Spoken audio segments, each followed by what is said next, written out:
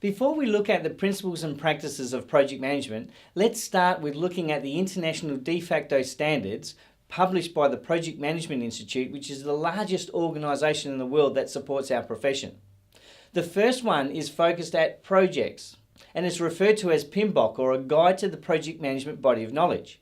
And of course, projects is what it's all about. That's a discrete entity where we're delivering within a defined start and end date with a unique outputs, which are referred to as deliverables. But in some cases, we have to coordinate two or more projects, and that's referred to as program management. And PMI published the standard for program management. At this point in time, this is where two or more projects need to be coordinated, and they introduce another level of management or coordination referred to as a program manager or project director. The third level is portfolio management, and they have the standard for portfolio management. Portfolios relate to the structure of the organisation. So for example, the directorates, the departments, the areas where the executive manager sits above and determines which projects will be undertaken, where the investment for the projects are, and therefore the budget that is given to all the projects within their portfolio. Now, of course, if it's an IT project, therefore it goes into the IT portfolio, so you can see exactly how it fits. Now, to understand that, therefore, portfolio is really focused around strategy. So to understand where a project fits in strategy, let's look at the planning framework of the organisation. The first thing to note that the planning framework for an organisation starts with its vision, where the board of management or the governing entity of that organisation looks forward to determine where the organisation is heading. And it publishes a document called a strategic plan. Now, strategic plans typically are 3 to 5 years in duration. The reason why they're 3 years is because often we cannot see above or beyond 3 years because technology is changing so dramatically. In addition to that, you've got 5-year plans, and they say that the human person does not engage with something beyond 5 years. And therefore it's smarter to bring it down to either 3 or 5 year plan, but recommend it to be 3 years these days because the rate of change of technology. Now, once the board had set out that strategic plan, which has strategic objectives, it then has to look at what it is going to do each year. So the chief executive officer or the management team then determines what exactly we're going to do in this particular year coming. And when you look at it, if you've got the 3 operations plans, each being annual plans, and looked at a strategic plan that went for 3 years, you'll see exactly how the management took the organisation from where it started to the strategy that the board set. Now, these operations plans have something called annual initiatives, and those annual initiatives are aligned to the budget of the organisation as well. But the most important, of course, is the project plans. And often program and project plans come into that, and that's where projects have those defined deliverables. So when you look at it, the deliverables of the projects is exactly how we're delivering the strategy or implementing the strategy that the organisation desires. So when you look at it, project managers are critical because we are where it happens. So what are projects all about? Well, projects clearly are about change. They are all about uniqueness, having a defined start and end date. They have a responsible person called a project manager. And of course, there's some conflict because there's a lot of risk or uncertainties in projects because there's things we've never done before. Where do they come from? Well, it's really about trying to solve a problem or problems or exploit an opportunity or opportunities. When you look at it, if there's a roadblock or a road that there has a lot of traffic gets stuck on every day, the town planning might run a project to put in a new street. And in that case, it's solving a problem. But when you look at it, it could be also a project that's exploiting an opportunity, such as an oil rig out in the ocean tapping into natural resources. Sometimes it's a combination of those. For example, if you're running out of room being the problem in the organisation and we wanted to build a new building, you wouldn't necessarily build it just to accommodate the people you've got today, but to accommodate people in the future. So therefore you're combining solving a problem and exploiting an opportunity. Now, when you look at projects, there's the definition really comes down to it being a unique endeavour undertaken within a defined time schedule that creates these things called deliverables. Now, the types of deliverables there are products, services, and results. Now, product-based deliverable is one that looks at something that's tangible. That would include things like a policy, things like a building you're creating, things like a new product that you're introducing. The second one is service, and service focuses on what the team is providing to external people. So for example, when you're looking at an event, the people that are running the ticketing, the people that are running the speaking, the security, they are all people that are connected to delivering a service as part of those project outputs. And the third one is referred to as result. A bit of confusion around this one because we're not talking about the result or the results we get at the end of using those deliverables, but it is actually a deliverable in its own right. Now, originally, PMBOK did not define results as part of the deliverables, but they realised that some things weren't tangible and some things didn't provide services outside the project team, and they used the term result. So a result-based deliverable, for example, would be where we're mixing chemicals within a river to improve the water quality of that river. Now, clearly, if we had a water treatment plant, that would make it, therefore, a product-based deliverable. But because we're just mixing chemicals and we're not involving people outside the project team, that would be determined a result-based deliverable. And of course, the results it gets afterwards would be things like improved water quality and the ecosystem, etc. So you can see that they are three different categories of deliverables. So get an understanding of where projects fit with otherwise what is known as operations management. So project management really is that unique stuff, whereas operations management is the ongoing business, the business as usual. For example, creating a policy. You might be creating a metal product for the first time, but once you've actually created it for the first time, then they often hand it over to manufacturing to keep producing more and more. So that's where it goes from projects to operations. Putting up cellular mobile towers for your phone, for example. It may look like it's an operation because they'll go out and set up one, but then they'll go out, take the same team to the next one, and the same team and the same type of equipment to the next one, and it looks like it's repetitive. But at the end of the day, each and every one of them is a project because the environment is unique. And anything from even creating a new recruitment process or a policy or a framework would be a project. And then we hand it over to the operations world, which will just be doing the continuous improvement over time. But if we then decided it was no good, we would then have to go back and run a new project. So clearly understanding the projects and the links to operations, we first come up with an idea for something new. We run a project to provide those outputs known as deliverables, and therefore we go into the operations where we then start using them. So we don't actually see the results and the benefits until we're using them in the operations world. Take, for example, we create a policy. A policy we develop as a project, we hand it over to operations world where they start using that policy, and they may tweak it over time, or they might decide, hey, let's throw it out and produce a completely new project. And in that case, that policy would drive a new project in place. Now, last part of that is to then recognise that from that idea, that project is about developing the product or the outputs, and the operations world is about using them. Now, the next thing to recognise, and when you compare on the table between projects and operations, you can see that projects are really about uniqueness, stuff new, stuff that's high in terms of risk and uncertainty. Whereas in operations world, it's far more business as usual. The risks are well known and the uncertainty is a lot more clear. They're much more calculated. Now, when it comes to the term project management, this is the application of the methods, tools and techniques, knowledge and expertise applied to a specific project.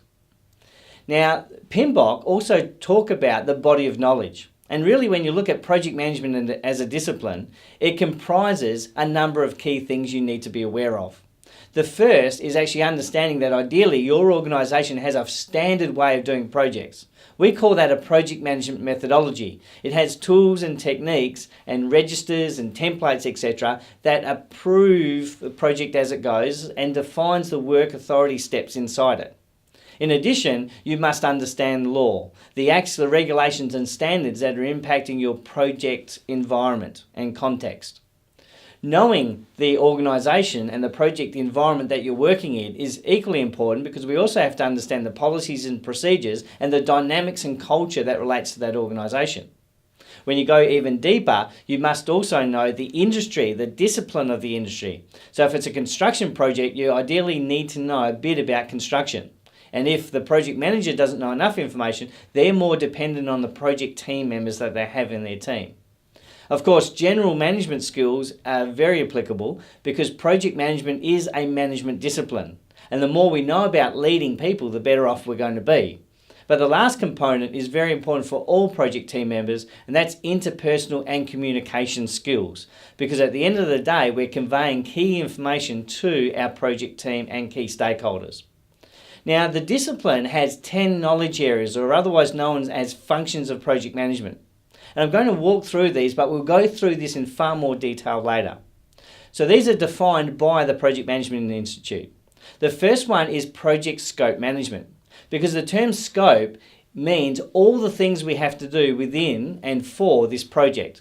It really has two components. What is those deliverables, the product scope, and what is all the work we have to do to create those deliverables, known as the project or product scope or process scope, So product scope is the deliverables, process or project scope is all the work we have to do to create those deliverables. The second one is project time management, because we must have a defined start and end time for each of the tasks and each of the activities, and as a whole, what is the project schedule. In addition to time, project cost management is important, because this is where we can then define the cost for human resources, equipment, materials and consumables to come up with a project's budget. And therefore, we can look at the budget from a task point of view, which is a single thing we're doing, to a group of tasks called the activities, up to the project budget. The next one is project quality management. This is where we're looking at the tests, audits and inspections to make sure that the quality of the final outputs are going to be efficient enough to be accepted by the project sponsor. Of course, we have project human resource management. That's the identification, the induction, the recruitment, and the management and leadership of the human resources within the project team. Project communications management is the next one, and that's key because it looks at the protocols, the information transfer, the version control, document management. It's really all the protocols around how we communicate.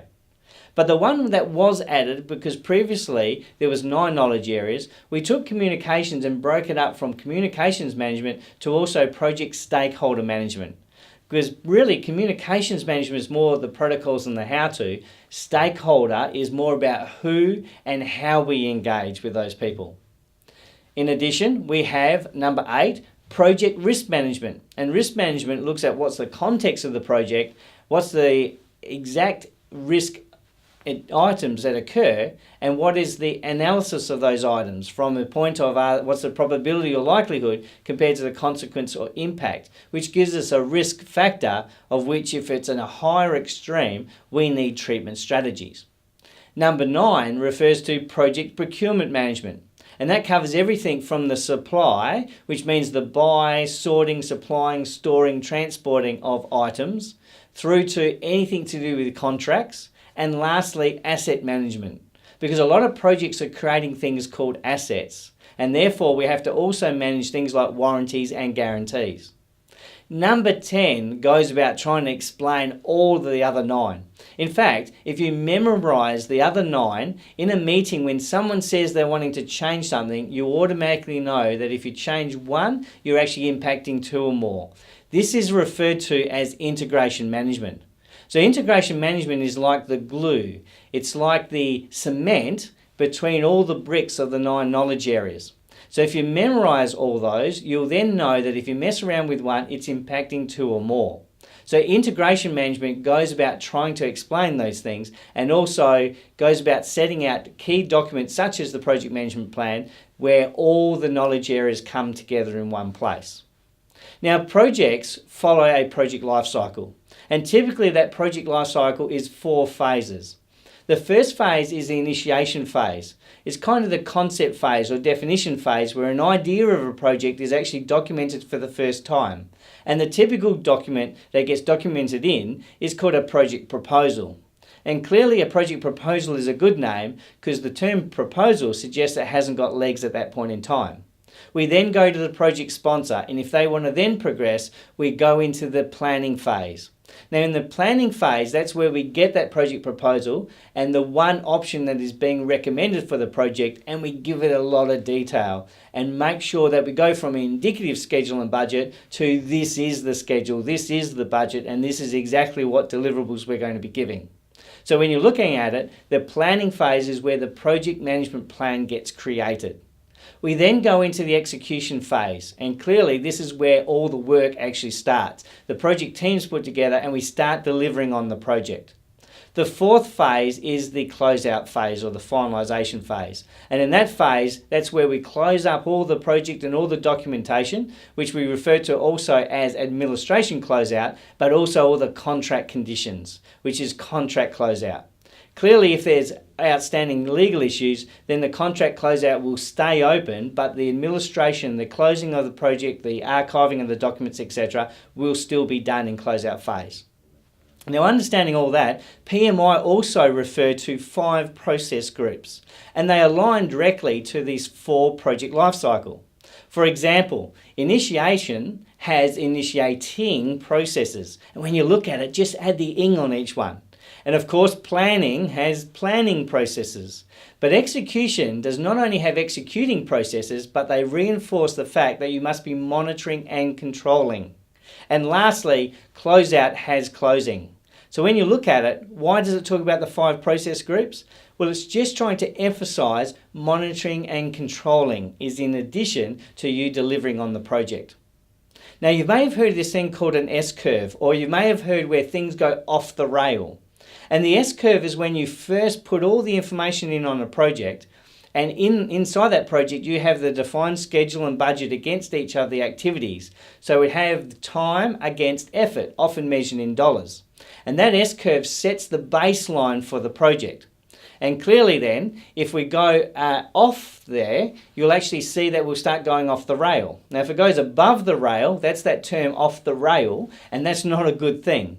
That means that if you realise that you compare at a point in time to what the S-curve baseline was compared to what the actual is, in this example you'll see that we're actually in trouble, and therefore we need to take corrective action to bring us back on that S-curve. In addition to corrective action, the other type of action we can take is preventative action. And that's where a project manager, under control of the project, can actually look ahead and determine what needs to be done now that could avoid some issues in the future. For example, if we waited to a point in our baseline where we were supposed to buy the gear and we realise we're now buying it overseas and we've heard the overseas dollar's gone up and ours has gone down, we might choose to buy it today. In that case, it looks like we've gone off the rail, but clearly when it gets up to that point, it's back on the rail, and that's called preventative action. So in summary, the things we've touched on is the 4 phases or stages of a life cycle, noting that your organisation may have more than 4, but if they do, that's because they're trying to emphasise something. For example, a lot of organisations in the initiation phase, they don't start that initiation phase, that's started by a client, but they might then come along and put in a tender. So therefore they might break it up into initiation and select, and they emphasise that they come into the select where they select which tenders they're going to apply for. The next thing we looked at was the process groups, the 5 process groups of initiating, planning, executing, monitoring and controlling, and closing, noting that it was emphasising that monitoring and controlling is critical to managing the project as we go. Those 10 knowledge areas, the key point there, or functions of project management, is to know that if you mess around with one, you're actually impacting 2 or more.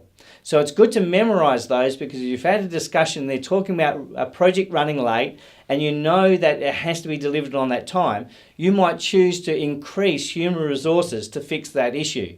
But when you look at it, if you increase human resources, you're actually also increasing cost. So both human resource and cost management is impacted. At least 2 will be. And the last is to understand that S-curve, which we call the baseline of the project. Let's start now looking at some of the key things in far more detail on what projects are all about.